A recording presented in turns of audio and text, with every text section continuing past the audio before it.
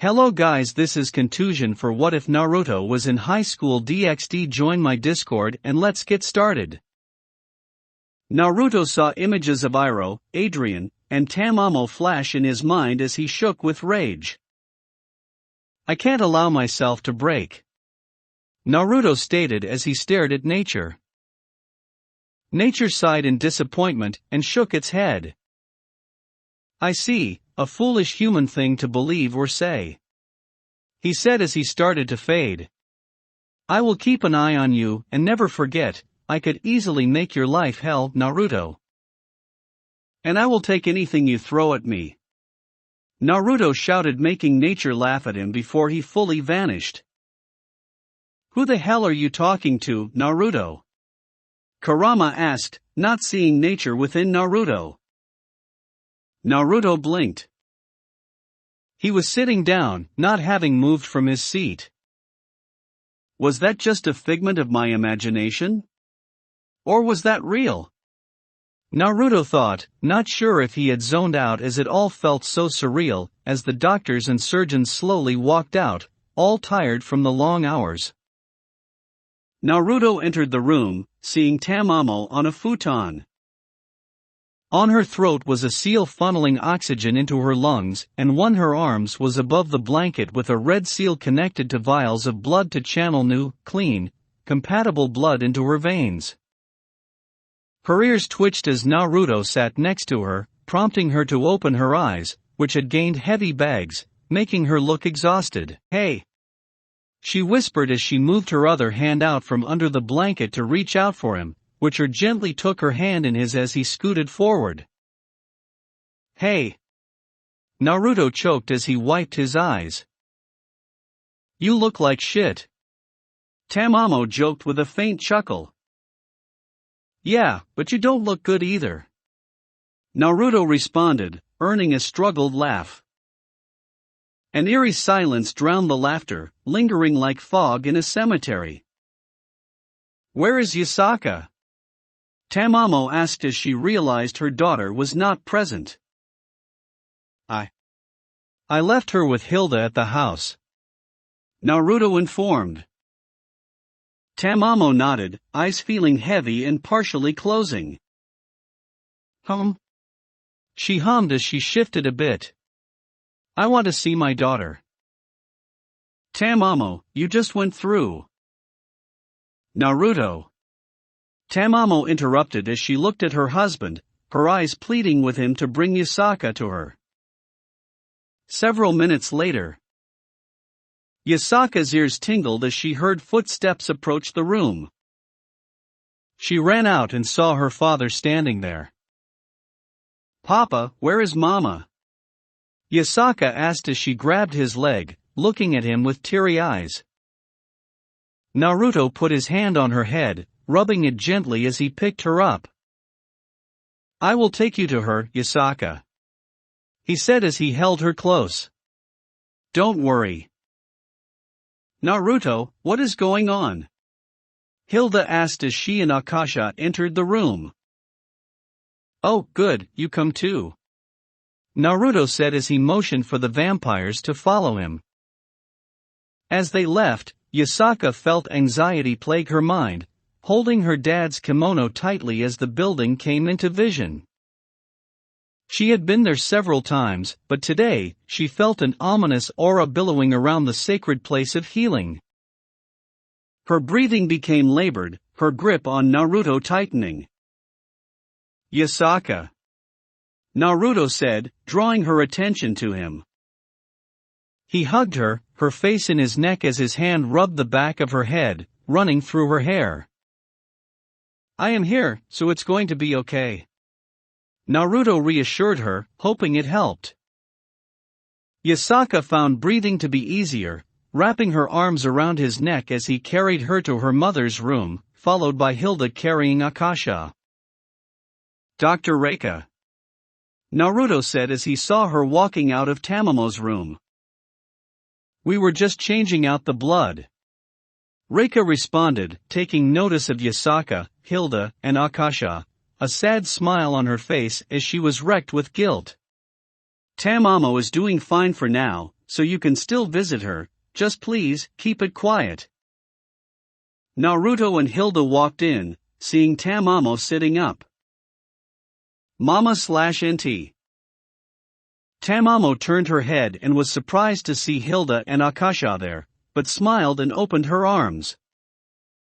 Said arms were closed around the two girls the moment Naruto and Hilda put them down. "It's okay, little ones," Tamamo said before she started coughing again, pushing them away as she did. "Mama?" Yasaka asked as she shook as Tamamo's coughing fit calmed down. Tamamo weakly smiled as she laid back down. "Sorry, I didn't mean to scare you," Tamamo said as she patted the area next to her. Akasha and Yasaka got in as she hugged them again, smiling in content as she held her daughter and her niece. "You are going to be okay, right, Auntie?" Akasha asked as she looked at Tamamo. Instantly, Naruto understood why Tamamo asked for him to bring Yasaka to her. "Yeah, going to be fine," Tamamo answered as she snuggled with them. "Just recovering is all." Naruto gripped his knees as he shook, gritting his teeth. Hilda, who could also tell, sadly put her hand on his shoulder, biting her lip to keep herself from crying. "Mama, when are you coming home?" Yasaka asked sadly as she relaxed in her mother's arm, her scent easing all fears. "I was scared when you and Papa didn't come home." "I'll be home as soon as the doctor says it's okay," Tamamo replied. They talked for an hour before Hilda decided to take Akasha home, leaving the family trio alone. Yasaka yawned, feeling drowsy from the excitement. "Seems someone is getting tired." Naruto chuckled as he made a clone. "Mama," Yasaka murmured. "Love you." Tamamo caressed her cheek, making her smile as she drifted off into slumber. Tamamo reached over, grabbing a small bag that had her clothes in it, and pulled out the White Lotus sigil of leadership. "I pass this on to you, my beloved," Tamamo thought as she placed it in Yasaka's hand, which she grasped tightly. She kissed Yasaka's head goodbye before Naruto's clone carefully took Yasaka from Tamamo. "Make sure to tuck her into bed when you get home," Naruto told his clone, who rolled his eyes as he gave one last look at Tamamo, before he quietly left the room, informing the doctors Naruto was still here. Tamamo's smile was replaced with immense sadness and pain as she started to cry uncontrollably. "I lied to her," Tamamo hiccuped, trying to wipe away her tears. "I lied to Yasaka. It's unforgivable." Naruto said nothing as he grabbed her hand, squeezing it to let her know he was there for her. He activated his Byakugan, and on his wife's stomach was a purple-like chakra swirling inside, signaling infection. He looked deeper, seeing it had infected her organs, except her heart. "It hurts," Tamamo admitted as she calmed down. "All this time, it was like being on fire. I just can't fight it anymore." Naruto wanted to say no. He wanted to tell her to keep fighting. He wanted her to stay with him. But no words. Nothing he thought could be forced out of his mouth. Tamamo was gasping for breath before it evened out, thanks to the oxygen seal. She turned and looked at Naruto, pain filling her soul. "Hey, don't make that face," she said as she reached up and cupped his cheek. All words that could describe Naruto would not be enough. His chest felt tight, his heart ached, his organs were choked, his body wouldn't stop shaking, and his eyes were not stop watering as Naruto tightly gripped her hand. "It's okay to cry, Naruto," Tamamo whispered in pain. "I know, I don't want to leave you, but..." She coughed, pulling her hand back and covering her mouth as it was worse than before, blood splashing into her palms. Naruto's eyes widened. No. He stated as he hugged Tamamo, his tears soaking her hair. I can save you. Tamamo smiled warmly as she hugged Naruto back. Insert Guts theme, Berserk. I think it's time. Tamamo told him as she pulled back, pressing their foreheads together, not minding his tears on her face. I will tell Grandpa Iroh you say hi. Tamamo, please. Naruto begged. Please, don't leave us. Tamamo kissed him, putting as much love into it she could before she pulled back, defying the pain as long as she could before she had to lay down again. Will you stay with me until the end? She asked. Naruto didn't respond with his words. He moved the blanket and got in next to her, putting his arm around her as Tamamo's tails weakly wrapped around him. She snuggled into his chest, silently shedding tears. I love you, Naruto. She whispered as her ears flattened across her head. I love you, now and forever, Tamamo. Naruto choked as he held her tightly. When the next dawn had cracked the horizon, Tamamo, Empress of Kyoto, was no more. 2 days later. It was early morning, all citizens of Kyoto present wearing black clothing. Naruto and Yasaka stood next to each other, Yasaka crying as they lowered Tamamo into the earth. She was adorned in a light lavender kimono, covered in a floral pattern under a transparent coffin, allowing them to see her as the diggers started to finish their job. As soon as the last bit of dirt covered her, Naruto and Yasaka walked up, placing flowers on her grave. One by one, the pile grew as different flowers were placed by the citizens, all of them approaching Naruto and Yasaka, giving their condolences and reassuring them. The last to pay respects were Hilda, Akasha, Lisa, Vlad, Zeus, and Hera. The other Olympians wanted to come, but Zeus ordered them to stay to protect Olympus, and personally gave Naruto condolences from each of them. Akasha walked up to Yasaka and took her hand. Neither said anything as they stared at the gravestone with Naruto. I think it is time to take the children home for a nap. Hera muttered, since she took notice it was starting to get windy, which carried the scent of rain. I'll take them to the compound. Lisa said as she picked up Akasha. Hilda picked up Yasaka, who hugged her aunt figure while they walked to the compound, leaving Zeus, Hera, and Vlad alone. Naruto. Zeus said with concern as Naruto was very quiet. If you need any help with anything, you know you can count on us to help. I know. Naruto said as he turned to Zeus. Thank you. Zeus and Naruto shook hands before he and Hera did as well. Take care, Naruto. Hera said before she and her husband left. Vlad walked up to Naruto, looking at him. You are so much like Iroh, and yet so not. Vlad stated as he shook his head, a sad smile on his face as he remembered his best friend. I am like Grandpa, huh? Naruto asked. Yes, because I remember Miko's funeral, and he was acting the same way you are. Vlad stated as he gave Naruto a one-armed hug. I know you have been told this before, but remember, you need any help, even if it is mundane, you can call us. Naruto nodded before Vlad released him.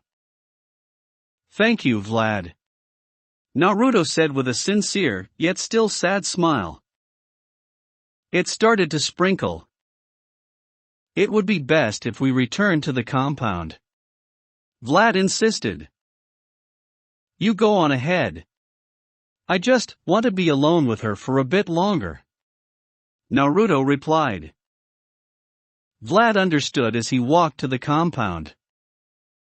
Naruto stood there in the rain as it started to fall harder. He wanted to cry, but it had seemed like his body ran out of tears, so nature was giving him tears to shed. He sat down in the mud, not caring about his clothing, and slouched as the rain poured down harder on the young man. Nearby in a tree, Office sat, watching Naruto as he got up to leave after several minutes of silence. On her cheek, a single tear fell to her chin. Tamamo.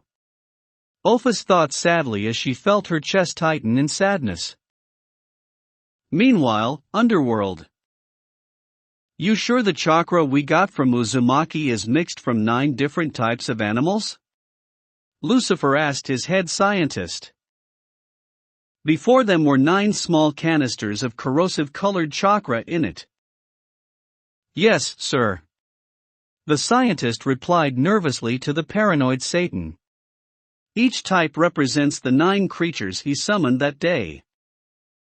Lucifer stayed silent as he looked at the canisters, clearly remembering the tailed beasts. To be safe, take these and the necessary equipment to the human world for testing. Lucifer ordered. I don't want the research and tests to be interrupted because of this stupid civil war. Yes, sir. The scientist replied. Compound. Hilda placed Yusaka carefully on her futon, not wanting to wake her. Hilda, herself, wanted to cry, having lost a dear friend, but bit her cheek as she kissed Yusaka's head before wiping the tear stains off her cheeks. It's going to be okay, Yusaka.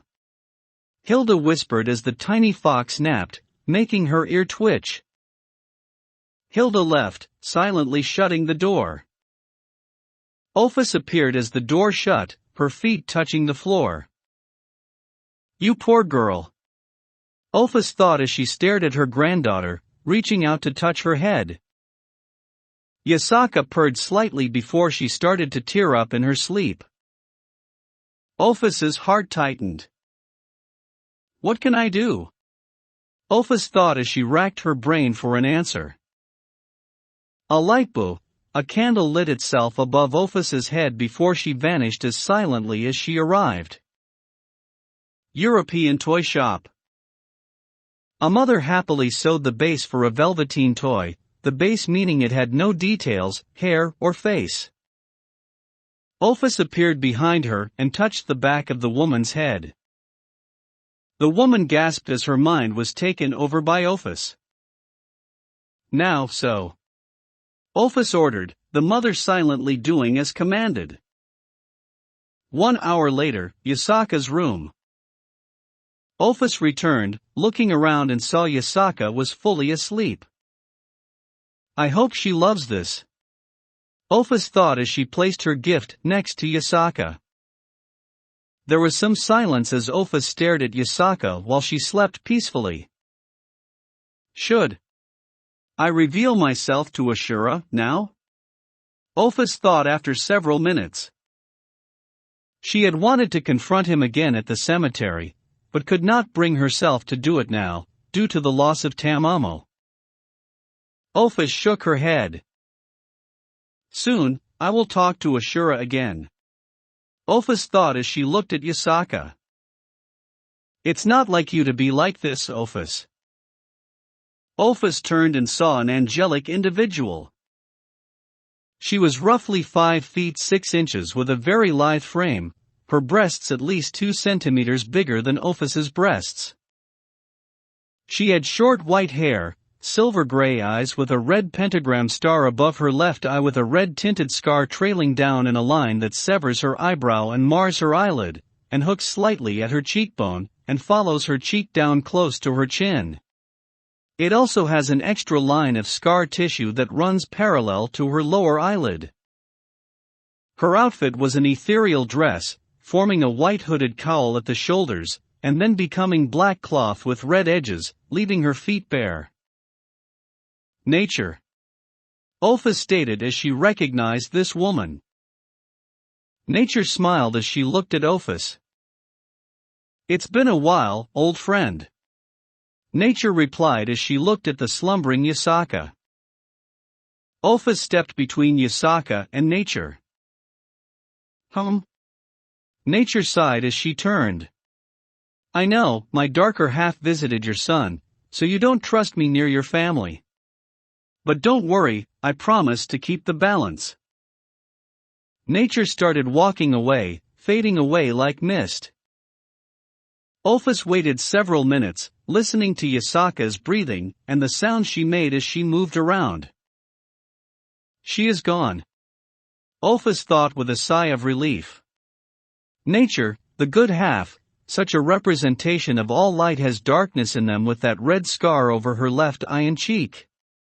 Meaning, dark nature is aware of what she does, and vice versa. Olphus knelt beside her granddaughter and kissed her forehead. I love you, Yasaka. Olphus whispered with a small smile before she stood up. Like the way she entered, Olphus faded away silently, not disturbing her precious grandchild's sleep. The moon streaked across the cold sky as the sun rose into the sky. As the light intensified, it moved and landed on Yasaka's face. Her face scrunched up as she turned over, tail swishing as she covered her face with her blanket. Slowly her consciousness broke through and her eyes cracked open, before she shot up, fully awake as she grabbed what she saw. In her tiny hands was a velveteen Tamamo doll. Its round face, purple button eyes, with short light blonde hair with 2 ears and 9 tails, as it was wearing a Miko outfit. It was 30 centimeters in height, and 10 in width. It was very soft to the touch and moved in any direction she moved it. Tied to its neck with loose cord was a small poem in Japanese. Roses are red. Violets are blue. Don't cry, my dear. For I am always with you. Yasaka's eyes started to water as she pulled the doll into her embrace, as she started to cry in silence with a trembling smile. Mama, she thought as she squeezed the doll. Her bedroom door opened to reveal Naruto, wearing a sleeping yukata. Oh, you're awake, Naruto said as he saw Yasaka sitting with her back to him. What's wrong, dear? Naruto sat next to her and noticed the doll. Papa. Yasaka hiccuped as she turned to him. Mama came back. Naruto gently pulled Yasaka into his lap and hugged her, her head against his chest. Yes, it seems she did, Naruto said as he smiled. Yasaka tightened her grip on the doll, happy to have it. You ready for breakfast? Naruto asked as he stood up, holding Yasaka in his arms. The young child nodded her head happily, making Naruto smile as he walked to the kitchen where Damamaru and Toshimi were cooking breakfast. I know, the upcoming time would be difficult, Naruto thought as he walked through the compound. But I will push forward. Later that day. Are you sure you want to do this, Naruto? Damamaru asked him again as Naruto put the white lotus pin on his outfit. Of course, Naruto answered in a relaxed tone, not worried that much. Yasaka is too young to lead, and since Tamamo was my wife, I don't mind being the leader until Yasaka is ready. I know, but those who don't accept me as the leader are allowed to feel that way, Damamaru. Naruto interrupted. I know you are worried, but let's take a deep breath. Naruto and Damamaru took a deep breath. Papa. Naruto turned and saw Yasaka and Toshimi. While Naruto wore a black and orange kimono that was fit for an emperor, Yasaka wore a bright pink and crimson kimono with her hair up. In her arms was her doll. You look adorable, Yasaka, Naruto said as he took her in his arms, rubbing their foreheads together. That's Mama's pin, Yasaka said as she realized the White Lotus pin. Yes, it is, dear, and now, let's address our people, Naruto said as he stepped outside, the whole populace of Kyoto outside and looking at the two of them. You nervous, Naruto? Son Goku asked with a hearty laugh, knowing Naruto was nervous, and was now even more so. Shut up, don't talk to me. You want me to embarrass myself and Yasaka? Naruto thought as he cut the connection to the beasts. People of Kyoto, Naruto stated loudly, using chakra to enhance his voice to all present were able to hear him. Empress Tamamo has sadly passed, and Princess Yasaka is too young to take charge. So, Naruto heard many gasps and murmurs as the older generations saw the White Lotus pin as he put Yasaka down, holding her hand. Until she is ready, I will be the temporary emperor of Kyoto, Naruto announced. I will step down when Princess Yasaka is prepared to lead. Naruto didn't even need to use negative emotion sensing to tell that there were many yokai present who were not happy with this announcement. Most of the older generations were angry, their hatred of humans unable to accept it. However, unbeknownst to Naruto and Kurama, Yasaka felt the negativity of her people. She felt a heavy burden press itself on her shoulders as the murmurs got louder. Please, Yasaka begged, her voice echoing through the crowd. Papa wants to help in Mama's place, so, please let him help while I can't. Many of the voices were silenced, and many yokai having heard their princess beg them to give Naruto a chance. Thank you, Yasaka. Naruto thought as he could feel a majority of the resentful yokai willingly put their prejudiced beliefs aside to give him a chance. Skip, 1357. Thank Tobirama for shadow clones. Naruto, age 28, laughed as he was swarmed by stacks of paperwork. Thank God I can still spend time with Yasaka. Later boss. The clones said in resentment as Naruto left them to do their job. Naruto sighed. To think old man Hokage, Dad, and Granny Tsunade did this day in and day out. Naruto thought as he walked from his office. Papa. Uncle Naru. Naruto opened his arms and caught Akasha and Yasaka, spinning them around with a hearty laugh as he hugged them. How are my two little sunshines doing today? Naruto asked as he held them in one arm each. Akasha, age 5, had her hair in 2 pigtails and wore a cute sundress of the time. Yasaka, age 5, wore a light kimono that showed off her status as a princess. I'm happy, I get to sleep over tonight, Akasha stated happily as she squeezed Naruto's neck in her hug, nearly strangling him. She is your daughter all right, Adrian, Naruto thought as he struggled to breathe. So, what do you two want to do for lunch? Naruto asked as he carried the children in. Ramen/Makru Fumat. Yasaka and Akasha shouted in Naruto's ears, turning to each other to glare at each other. Ramen, Yasaka stated. Makru Fumat, Akasha retorted. Ramen, Makru Fumat. Ramen, Makru Fumat. Alright, that's enough you two. Naruto interrupted as he put them down, flicking both girls in the ears. We don't need you two hurting each other, do we? No. Both girls replied in defeat. Alright now, I'll brew us some tea while a clone makes us lunch, Naruto stated as he pushed the girls towards the living area. Go play, I'll join you in a few minutes. Okay, Papa. Yasaka answered as she took Akasha's hand, and they walked to her bedroom. Yasaka's room was quite spacious. There were multiple shelves full of scrolls, a large closet full of various yukata and kimonos. There was a desk and a few cases loaded with toys and other things Yasaka owned. There was a small circular table in the center of the room with a few cushions around it. Her futon was neatly folded and placed into one of the corners, with the Tamamo doll placed on top of it.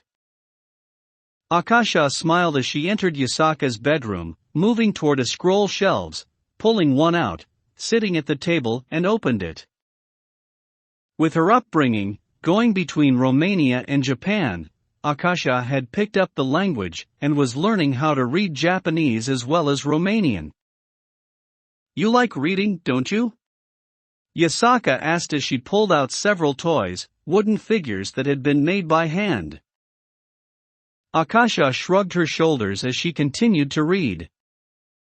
"I do, but the scrolls here in Japan are more interesting than the dusty old tomes Grandpa has in his library," Akasha admitted as she looked at Yasaka as she sat down, taking one of the wooden figures and started playing with it.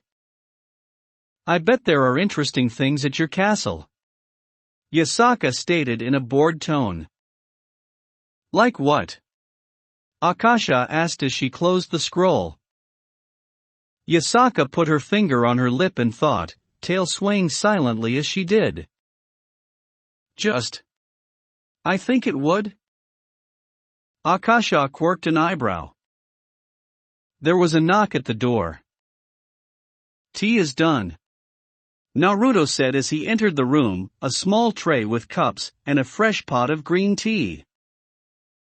Akasha put the scroll aside, not wanting it to get ruined as Yasaka pushed her toys to the floor while Naruto sat down, putting the cups out and carefully pouring the tea. "Thank you, Uncle Naru," Akasha stated happily, revealing 2 teeth missing. "Thank you, Papa."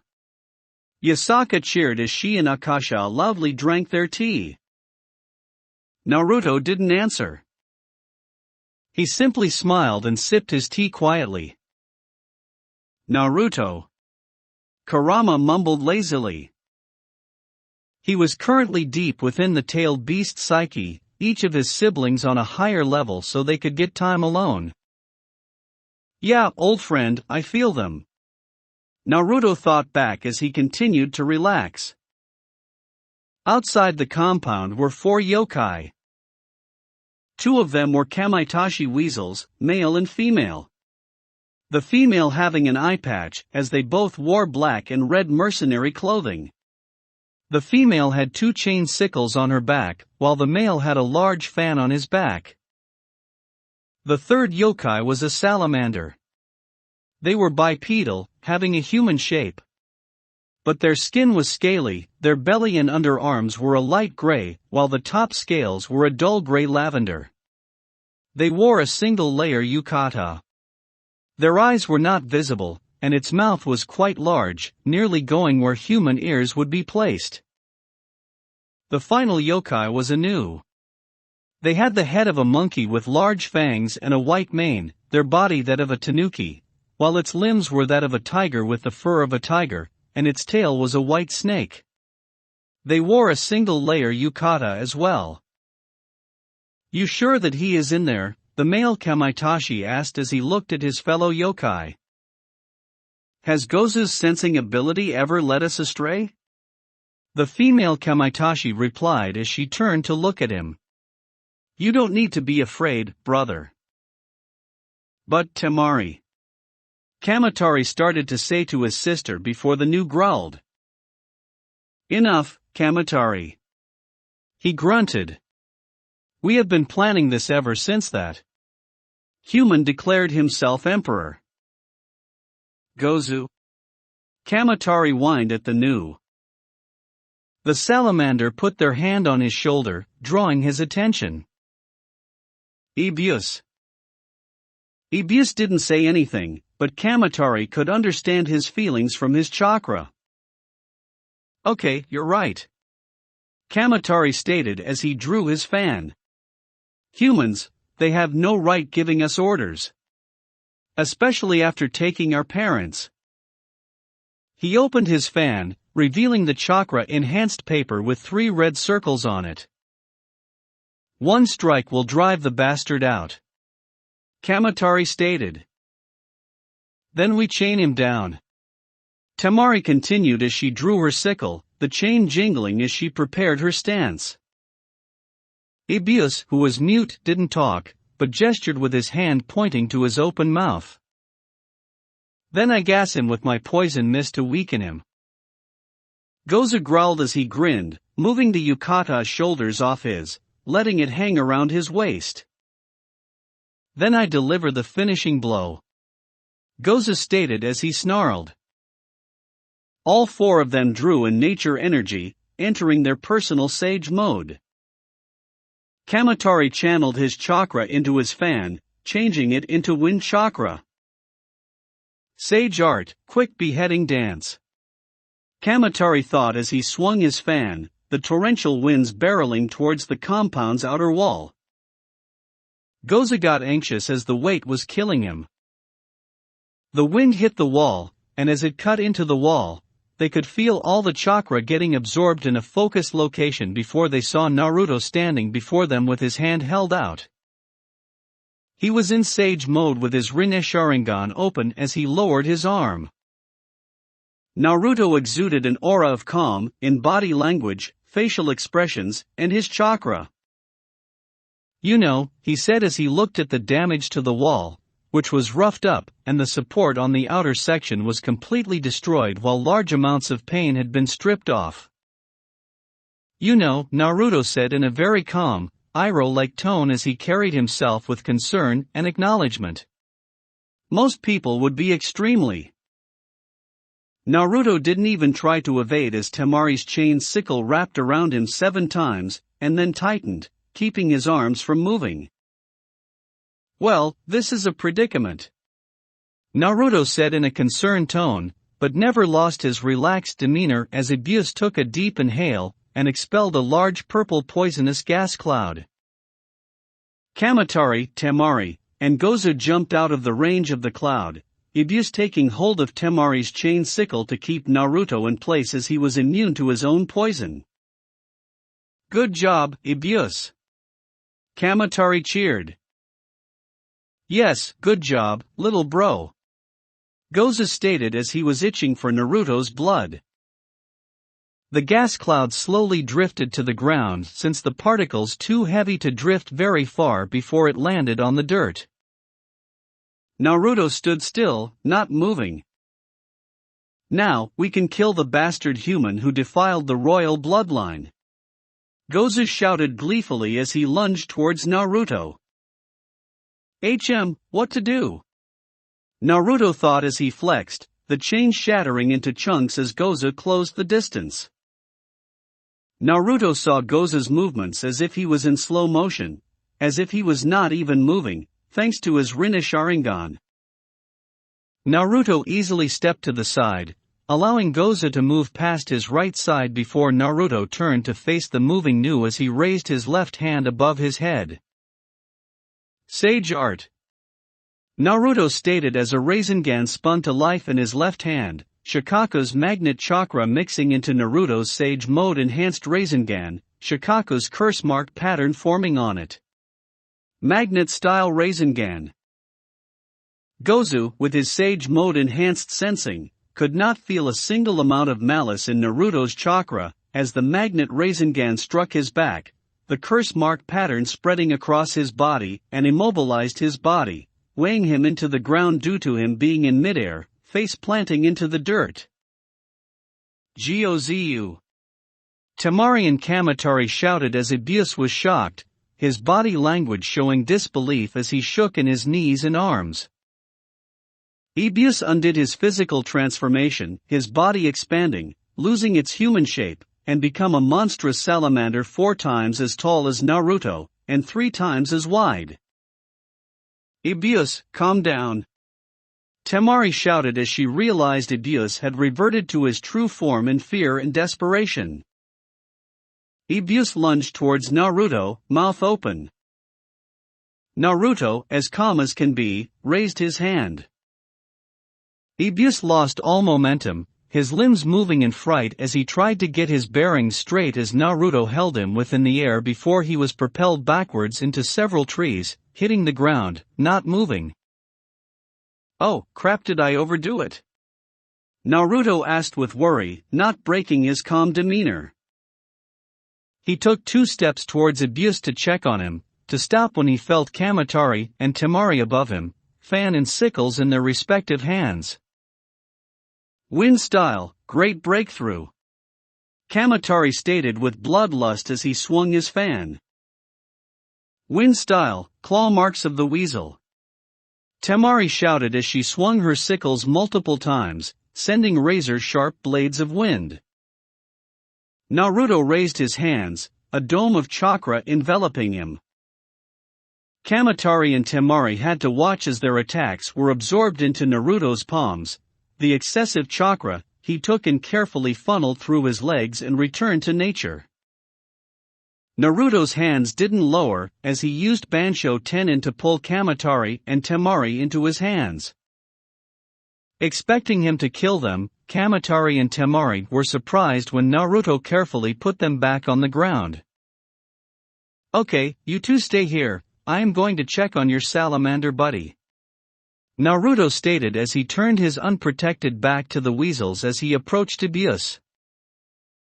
They were shocked stiff as Naruto used his Byakugan to check over Dxdpt6, letting out a huge sigh of relief. "Oh, thank the merciful Buddha, they are alive," Naruto thought as he deactivated his Byakugan and Rinne Sharingan, but staying in Sage mode. Now, he turned to face the Kamaitachi, making them stiffen in fear. "Did you four need something from me?" 18. Friendly rivalry. Naruto sat in a chair with a deadpan expression. Gozu, Kamatari, Temari, and Dxdpt6 were sitting before Naruto and the council, who were not happy to be called on their day off, sitting on their knees on triangle groove tiles with heavy tiles on top of their legs. "Don't you think this is a bit excessive?" Naruto asked as he didn't see the point of doing this. "It is within the limits of their punishment," one of the council members said. "They attacked your home, put the princess and the vampire princess in harm's way, so light torture is acceptable." Naruto frowned at this old-fashioned way of thinking. "Well, don't go overboard," Naruto replied as he turned his attention to the 4 yokai. "Why did you attack my home?" "Why do you think?" Gozu snapped as he bared his fangs at Naruto, who stayed relaxed under this threat. "A disgusting human such as yourself sitting on the throne. It's unacceptable. You poisoning the royal family, driving Empress Miko insane by living?" Kamatari shouted in anger. "Making General Iroh pointlessly sacrifice himself during the faction war, Empress Miko wouldn't have done that. And how can we forget the death of Empress Tamamo?" 2 more tiles were thrown on Kamatari's pile, making him whimper in pain as the weight was painfully increased. Naruto's relaxed demeanor became serious at the mention of Miko. Miko was broken emotionally and mentally. She would have led Kyoto to a bloodbath if she was empress during the faction war. Naruto stated as he stared at Kamatari, shutting the Kamaitachi up as he didn't break eye contact. General Iroh made the choice of protecting his family, so his passing was not pointless. As for Tamamo, Naruto closed his eyes as he took a sharp breath, keeping himself calm at these accusations. "What is the real reason you hate me?" Naruto asked calmly. "Humans killed out families, leaving us to die," Temari shouted, getting another block slammed onto her legs, pressing her further onto the torture stone. "We had to scavenge and steal just to live, so to see a pampered human snuggle in on the throne makes us sick." Dxdpt6, sadly, just whimpered at 2 blocks on his legs, not needing to be punished further as he stayed mostly silent. Gozu felt his blood boiling at the silence Naruto gave them. "You are an arrogant punk," Gozu shouted as 10 blocks landed on his pile, making it feel like the triangles were digging deep enough into his legs that they were being cut open. "You aren't fit, no, you are not worthy of being out leader." Naruto looked at him with sad apathy. "Nothing I say could persuade any of you to be willing to work under me?" Naruto asked sort of randomly. "Of course not," Gozu shouted. "No," Temari stated. Ibius shook his head. "Fuck no," Kamatari replied. Naruto's apathy increased as he stood up, making his decision. "By sunset tomorrow, I want all 4 of you out of Kyoto," Naruto declared. "What?" "You are banished from Kyoto, never to return," Naruto stated clearly. "Now get out of here and get your stuff." "You bastard," Gozu shouted as he pushed off his knees, his blood splattering on the floor, as he opened his mouth wide to tear into Naruto's throat. Naruto simply leaned to the right and kneed Gozu at the same time, his shoulder and throat being saved from the Nu's fangs while his knee embedded itself into said Nu's stomach. "Gozu!" Kamatari and Temari shouted in concern as he collapsed to the ground, eyes glazed over as he was unconscious, before they glared at Naruto. "You'll pay for that, Uzumaki." "Maybe, but I suggest you take him and leave or else I won't be lenient," Naruto stated with regret and disappointment. The 4 yokai were released, the Kamaitachi carrying Gozu out as they left. "You sure it is a good idea to let them go with just banishment?" one of the members asked as they looked at their leader, who nodded. "They didn't kill anyone, so this is the best punishment," Naruto replied, not regretting his choice of punishment. "Hopefully, they can grow as people, and break free from the cycle of hatred." There was a slight murmur between the council members before they dispersed and returned to their homes, leaving Naruto and his clones to fix the damaged outer wall as a clone played with Yasaka and Akasha. That evening. "Bastard," Gozu grumbled as he finished packing all the belongings he owned, seething at his second humiliating defeat handed to him by Naruto, and since he was not even in sage mode, it was even more humiliating. "You sure that is everything?" Kamatari asked Ibius, who nodded his head and pointed towards their bedrooms, pointed to himself, and then pretended to fold clothing and put it into packages. "All right, thank you Ibius." Temari, meanwhile, was outside getting their ox cart set up on 2 mighty oxen. "Okay, the cart is ready," she called out in defeat. The 4 of them silently packed the cart of their belongings and food. "To think it has been 17 years since we became a family," Kamatari mumbled as he looked at the stripped building. It was an old home on the outskirts, not too pretty, but functional as a home. They had found it and together were able to make it livable. "Yeah, but now we have to leave it, because of that false king kicking us out." Temari snipped as she placed the latch onto the cart, keeping their luggage and supplies inside it. "We will come back someday," Gozu stated as he slapped the ox on its ass, making it get motivated to move, along with the second ox, making both of them start walking. "And we shall overthrow that brat." They traveled through the twilight of their now former home, traveling for hours into the night, sleeping in the trees for the night once they were safely outside Kyoto's barriers. Summer, Wallachia, 3 months later. Naruto slept under a tree, a line of drool dripping from the edge of his mouth. The paperwork had piled up heavily for a while, and since today was his day off, he left his paperwork in the hands of the council.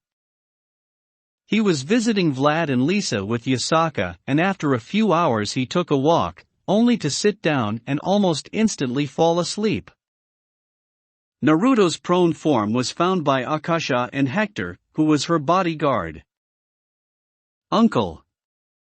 Akasha whispered as she prodded Naruto's cheek, making it tilt as she pushed his head with her tiny finger. "Uncle Naru." She tilted her head cutely as she pouted when Naruto didn't wake up to respond. "Lady Akasha," Hector said worriedly.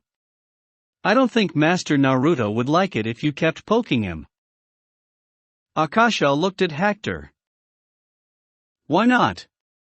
she asked as she tilted her head in the opposite direction. Hector didn't know what he should do as he sighed while Akasha kept poking Naruto's cheek. "Yes, Ka." Naruto mumbled in his sleep, grabbing Akasha's attention. Akasha's cheeks puffed out comically as she pinched Naruto's cheeks and pulled them. "Wah!"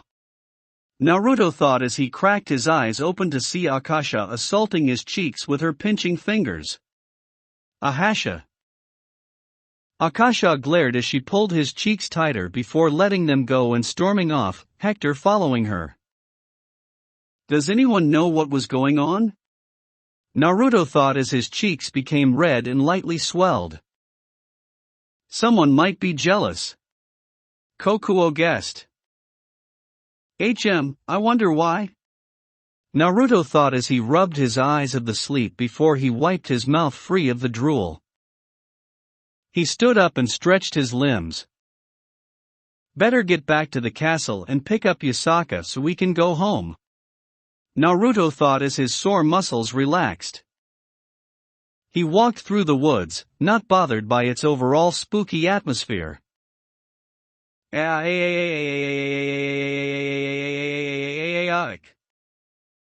Naruto's tired senses were snapped into being alert as he heard Akasha scream in the distance, and he took off running. Meanwhile, Akasha cowered as Hector's arm was broken when he defended her. Stupid human! A Capcom grunted as he dug in his heels and sent Hector flying into one of the trees, gasping as he hit the ground, body riddled with pain. It was 3 times as tall as a human male and 2 times as thick. Its muscles were thick and muscular. It had a dog head with 4 eyes, 2 where they would normally be and 2 in the nape of its neck. Its gray-green skin helped it blend into the environment. Now for you.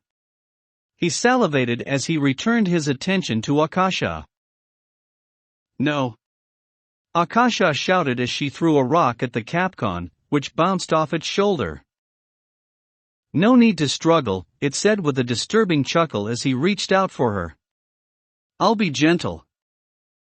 He stopped as Naruto appeared, grasping the Capcom's wrist, anger evident on his face as he dug his fingers into the thick hide. Lego, it shouted as its wrist started to hurt, trying to pull it back, but couldn't budge from how tight Naruto gripped its arm. I said Lego, you bastard.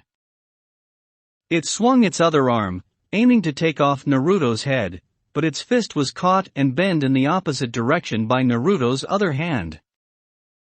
Wag. It shouted in pain as its flesh was torn open, making blood, muscle tissue, bone, and marrow fly out. And here I thought I knew what a pervert was. Naruto said darkly. But you are nothing but a piece of shit. What did you call me, you little bastard? The Capcom shouted as it lunged forward, its foaming mouth open to bite into Naruto. Naruto's frown deepened as he activated his Byakugan and struck its chest once, shutting down its heart. There was a silence as the body caught up with the brain as it realized it was already dead as Naruto let its arm go as he deactivated his Byakugan. Uncle!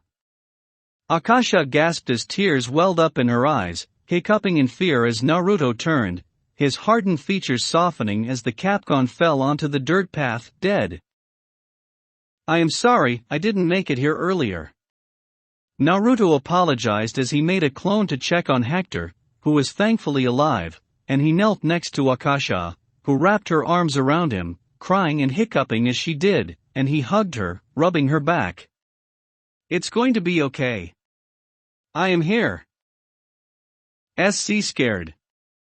Akasha shakily said as Naruto stood up, carrying her in his arms as she grabbed onto him tightly, much too tight, but Naruto didn't mind. "Boss, he is not in any danger of dying, but he could be in trouble if he doesn't see immediate help," Naruto's clone stated as it carefully carried Hector, his broken arm hanging limply in the air. "All right," Naruto said before he and his clone took off towards the castle, all the while he continued to comfort Akasha, who was calming down.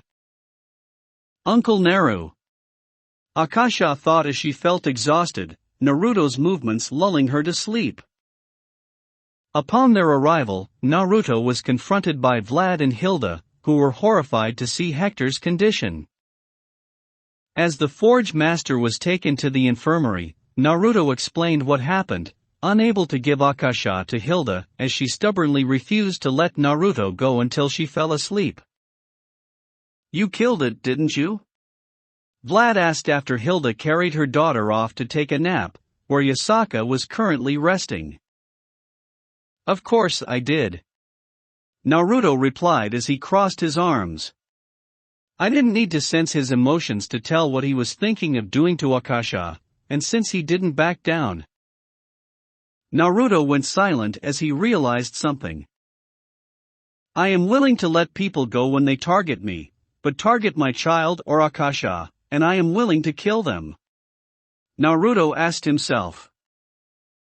Hypocrisy plagued his mind as he felt stupidity arrive, followed by foolishness. Grandpa Iroh would have just incapacitated that thing instead of killing it, Naruto thought as he shook his head. "I guess I still have a lot to learn." "Naruto, do you still use the sword you won from Adrian?" Vlad asked, seeing Naruto's inner turmoil subsiding. "Yes, I do," Naruto said as he held his hand out and a seal appeared on his hand, the sheathed sword appearing, and he grabbed the covered blade before sealing it away again. "This way, I always have it with me, and it won't get in the way or stolen." Vlad smiled as he patted Naruto on the shoulder. "I am happy you still have it, makes me remember when the two of you were nothing but children," Vlad stated fondly as he ruffled Naruto's hair. "Vlad, I'm 28. Naruto said in deadpan as the vampire continued to ruffle his hair. "Stop it." Vlad chuckled. "Well, compared to me, you are still a brat, he said with a smirk as Naruto frowned. Meanwhile, Hilda carried Akasha into her bedroom. "Oh, you are awake," Hilda said as she saw Yasaka playing with one of Akasha's toys. "What happened?" Yasaka asked as she saw Akasha. "Why are you sad?" Hilda blinked. "I am not sad, dear." "Yes, you are. It is like, I can feel your sadness. You have these. Yasaka stammered as he tried to explain this to Hilda. "It hurts and I don't like this feeling I get from you." Nothing about my tone or body language gave away anything, so how did? Hilda thought in confusion. Could she have the same ability Naruto has, to sense negative emotions? Well, Akasha and Hector had a horrible encounter with a monster, Yasaka. Hilda explained, deciding it was better to not lie and be honest. Thankfully, your father was able to save them both before they could get hurt further.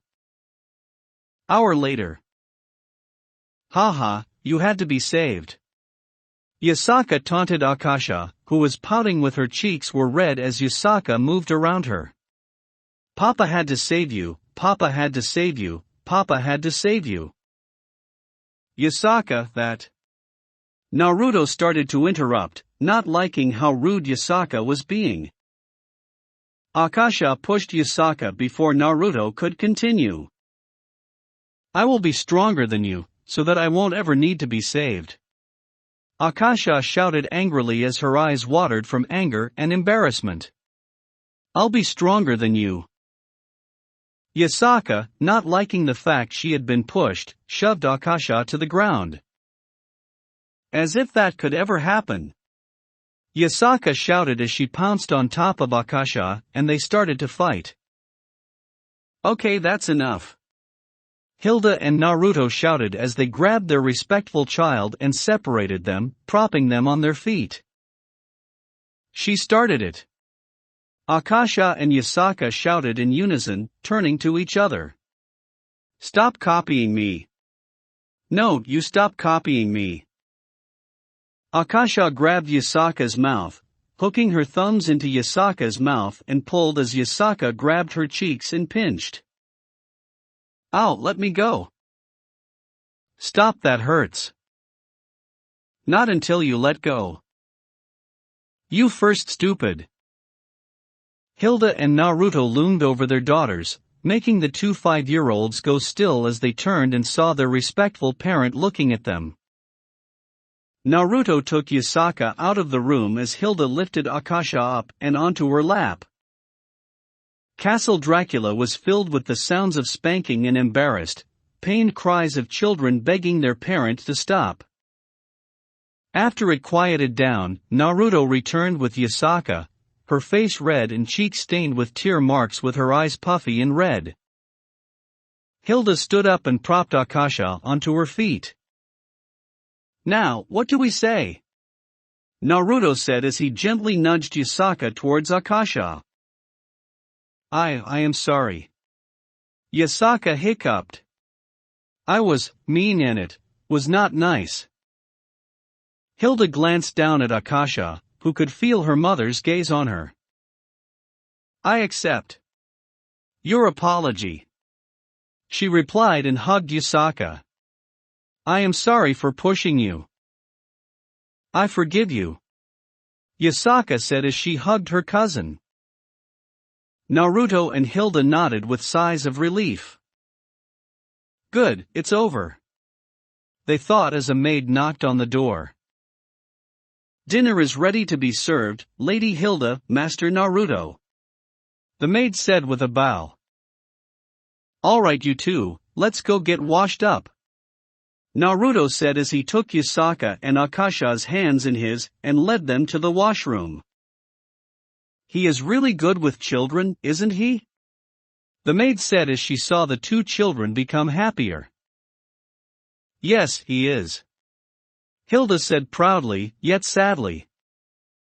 To her, she saw not only Naruto holding Akasha and Yasaka's hands, but Tamamo holding Yasaka's other hand as Adrian held Akasha's other hand, smiling and happy. Have you considered remarrying? Naruto would be ideal, the maid asked curiously, making Hilda's eyes bug out as she spat out her saliva. What? Hilda asked in a panic. Well, the maid said as she propped her chin in the palm of her hand, her fingers going up her cheek. You and Akasha do spend a lot of time with Naruto and Yasaka. You are a widow and Master Naruto is a widower. If you two got married, then the alliance between our factions will become even stronger.